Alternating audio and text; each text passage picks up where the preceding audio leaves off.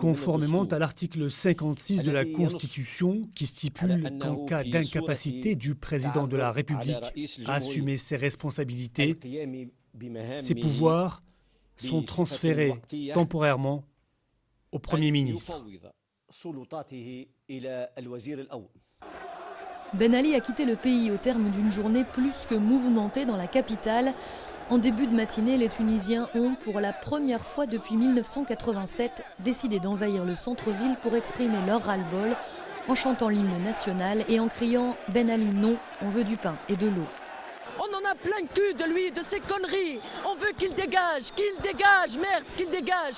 Et que les prisonniers d'opinion dans cet établissement même, derrière vous, qui sont libérés, ils sont en train au sous-sol de se faire torturer. Pourquoi? Parce qu'ils se sont exprimés franchement. Des milliers de manifestants avec un slogan en boucle, Ben Ali dégage. Plus aucune confiance dans leur président, malgré le discours qu'il avait tenu à la télévision, où il promettait notamment la liberté d'expression. Je suis allé hier en tant que bénévole dans un hôpital tunisien.